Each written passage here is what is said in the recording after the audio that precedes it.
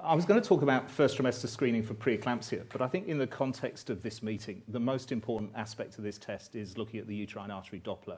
So what I'd really like to do is focus on measurement of uterine artery Doppler in the first trimester. If you look at the first trimester screening test for preeclampsia, this is in fact by far the most important marker. So if I make a comparison, when we do screening for aneuploidy, Nuchal translucency, if you look at the way it affects risks, is the most important marker. And for preeclampsia, uterine artery Doppler is the same.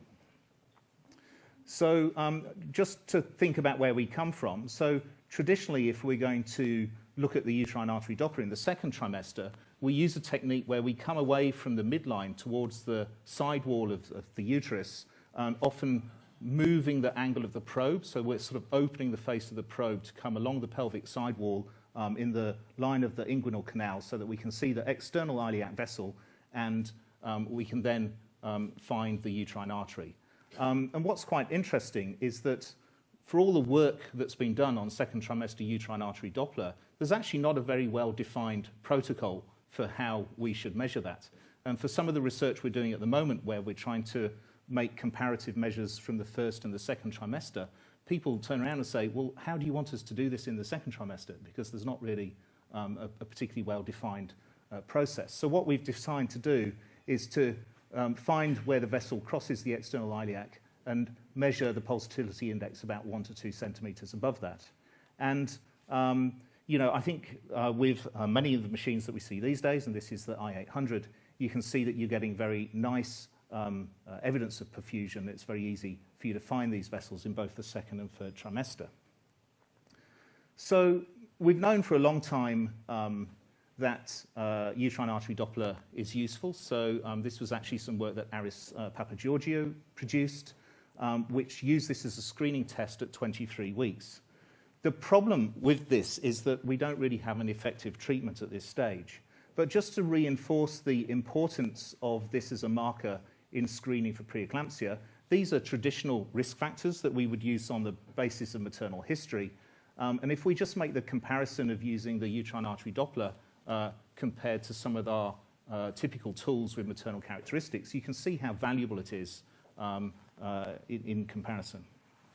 And we now have means of combining likelihood ratios from different markers, so we can take history, you could take biochemistry, and the uterine artery all into account. So as I say, the problem with this test at 22 weeks is we don't have an effective intervention. So this was some work that Chrissy Yu did, again in the UK, in a large population, 20,000 women who were screened, and then high-risk women were randomized to either having aspirin or placebo. And a couple of interesting things. First, there was no reduction in preeclampsia or Iugr with starting treatment at this late stage of pregnancy. The second thing is actually, although it's not significant and it wasn't an endpoint that had been set out as a primary endpoint, it looks as if there's a small increased rate of abruption in the aspirin group here. And that's actually consistent across the literature. If you start aspirin later in pregnancy, it seems to be associated with a small increased risk of abruption, whereas if you start it very early in pregnancy, it seems to be associated with a reduced risk of abruption. So we know that aspirin is a useful screening tool. Here's an example of using it screening for Iugr. And again, we know that we should be doing this after some screening process early in pregnancy to have maximal effect of the therapy. And this was the work of Leona Poon, who's talking at the meeting, and also Neil O'Gorman, who's validated many of the algorithms that Leona produced using uterine artery Doppler, which you can see on the left, combined with other screening tools.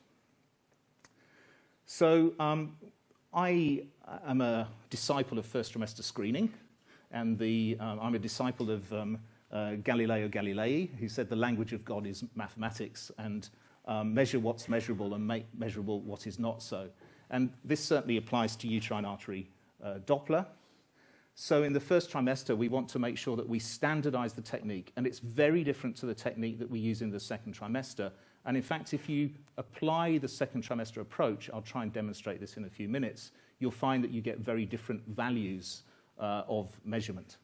So we start from the midline, been able to locate the cervix. We're looking at the branch of the uterine artery that arises over the cervix. And instead of opening the face of the probe and moving towards the pelvic sidewall, what we do here is really just rock the probe so that we come to the edge or the lateral boundary of the cervix where we can pick the uterine artery up. And why do we use this technique? Well, this is an old paper that basically showed that this approach was much better at being able to pick up the first trimester uterine artery waveform with a transabdominal scan.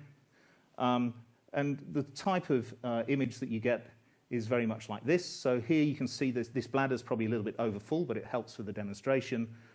You've got the vagina coming on the right-hand side of the screen. Then you can see the bulk of the cervix. And then as you just sort of move the probe to the lateral sidewall, you can pick up the uterine artery very quickly and very easily. And the type of waveform that we see is something like this. This is a slightly older video clip from the Fetal Medicine Foundation.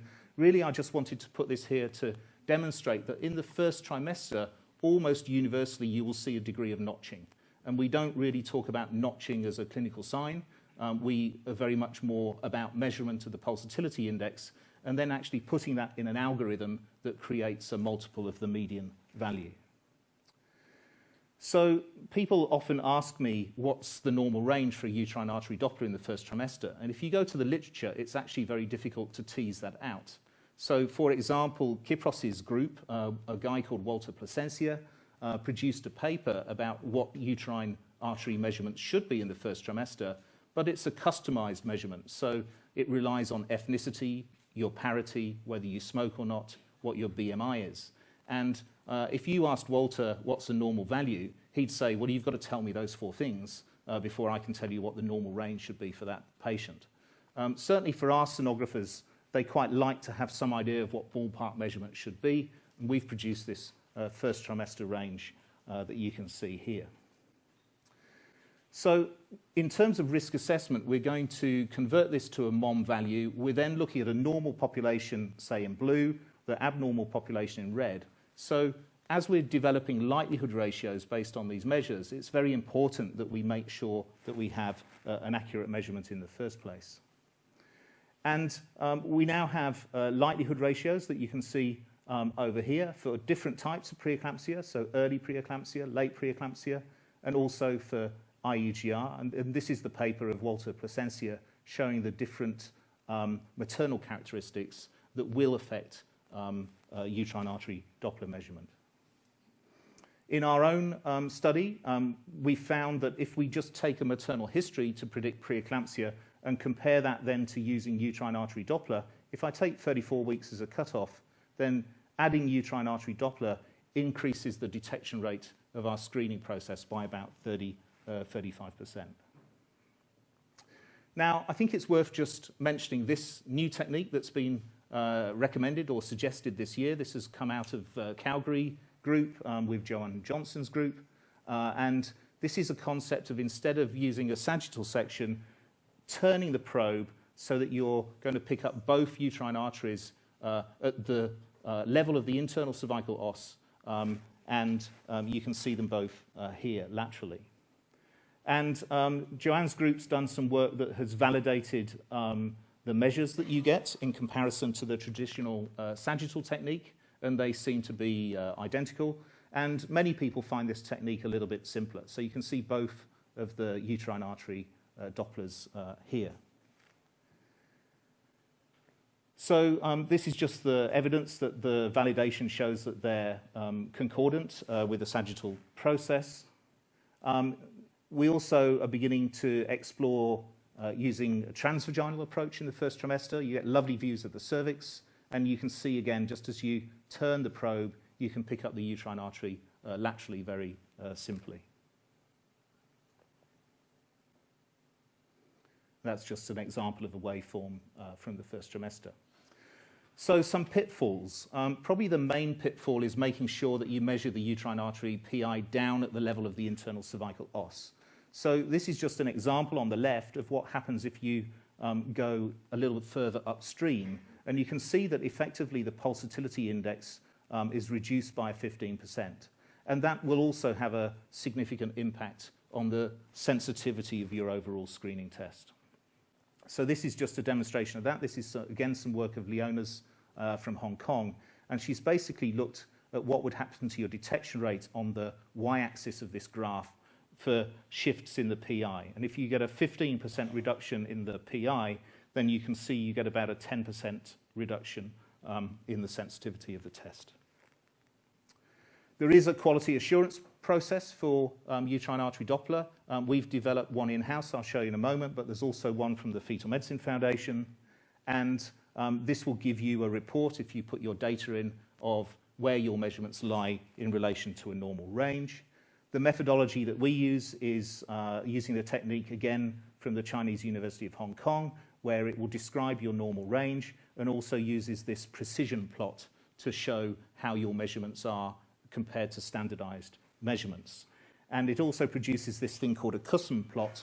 So this is sequential measurements made by a single operator. And if you have someone who always overmeasures or always undermeasures, then you'll begin to see that you move away from the baseline.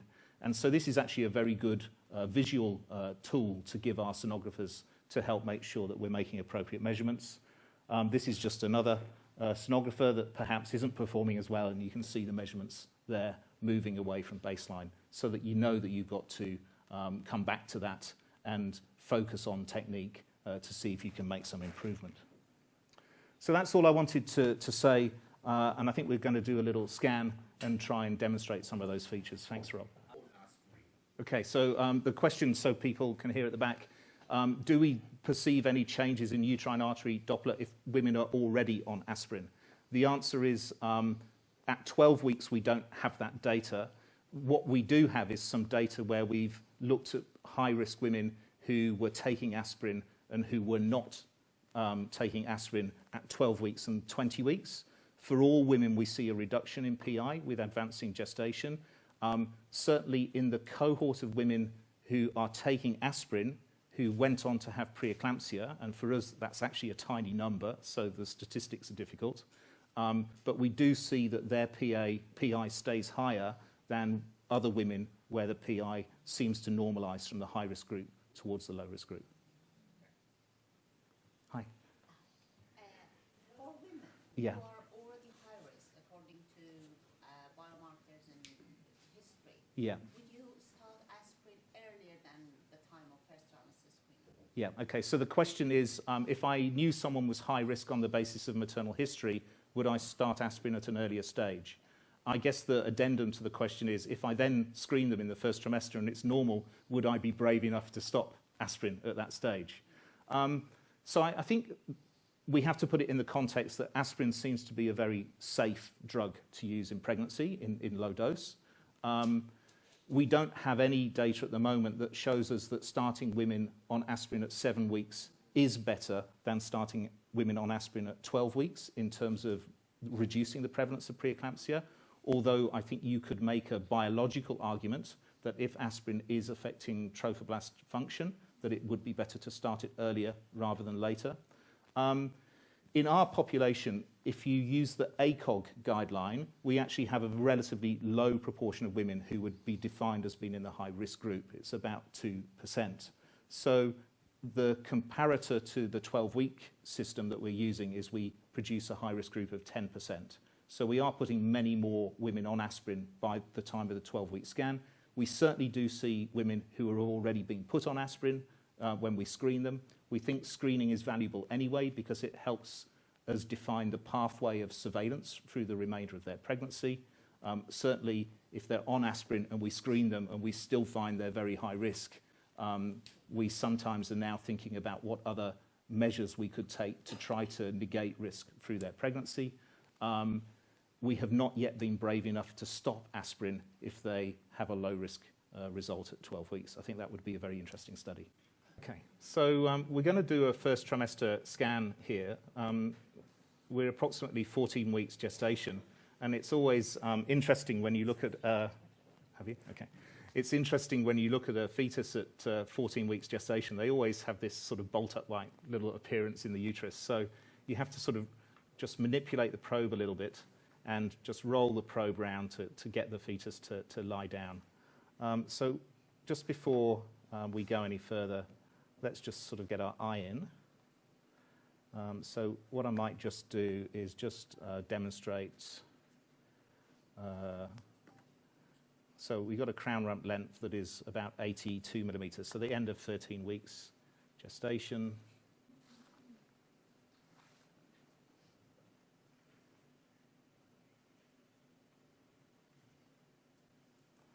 Just trying to see if I could get a slightly better view of the baby's face. Let's just give them a bit of encouragement.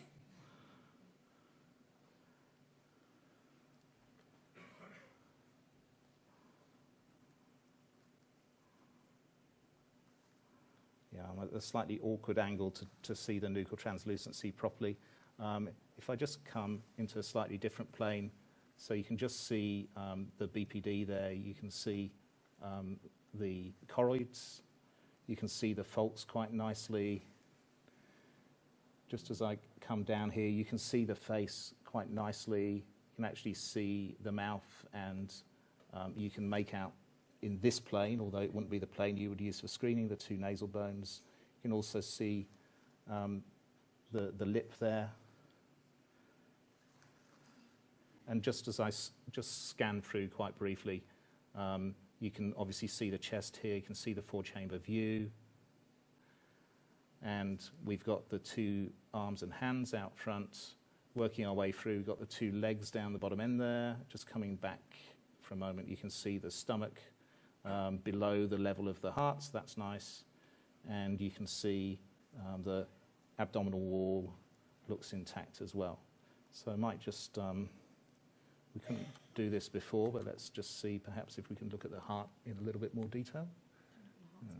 Yeah, why don't we try that? Yeah, let's go for that. Yeah.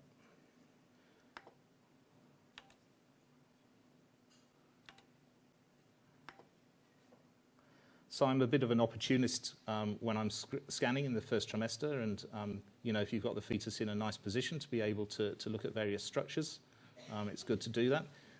You can also see the baby's moving quite a lot. So often I find it's better just to sit in one place and let the fetus do the work. Yeah.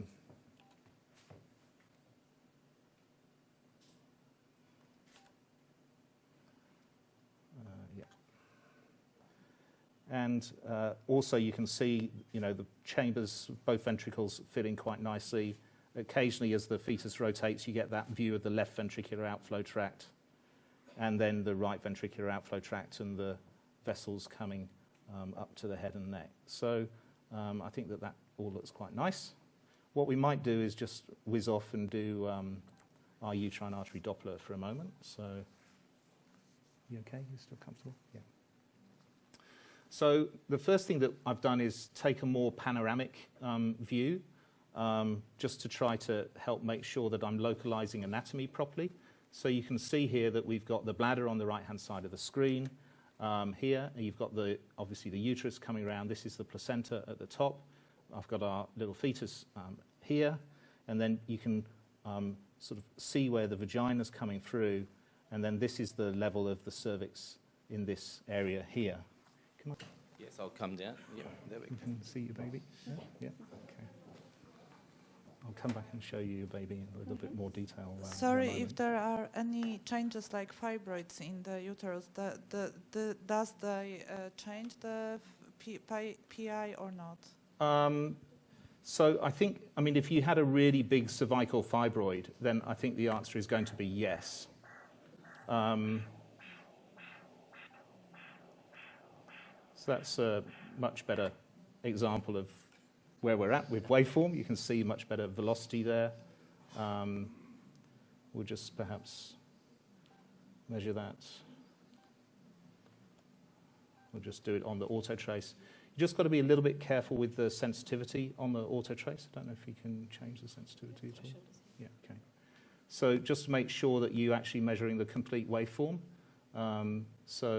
And here, just as a reference, you can see the PI is 1.68. I'd probably just play with that a little bit more in terms of sensitivity before using that.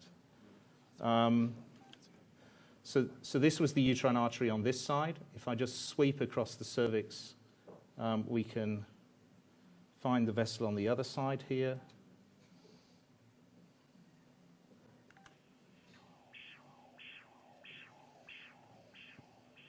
So I think that's a much better demonstration of where we're at typically in terms of ease. And if I just come around to that transverse view, so you can see the fetus here, as I come down the uterus towards the level of the cervix, if I just put the colour box on now at this level, then you can see the two uterine artery Dopplers. Probably just need to make the box a little bit wider, either side of the cervix there. And again, I think the nice thing about this is you have the reference of knowing where the other vessel is at the same time. We'd have to do a little bit of work just picking that up properly.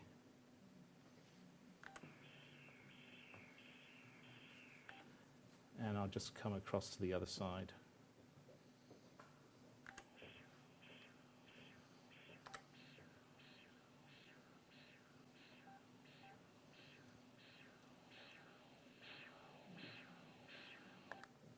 All right, so I might just stop there for the sake of time, but I hope that once out of twice I managed to demonstrate it was relatively straightforward.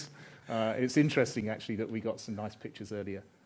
The joys of live scanning. So thank you. That's right. Thank you very much. A round of applause, Jon.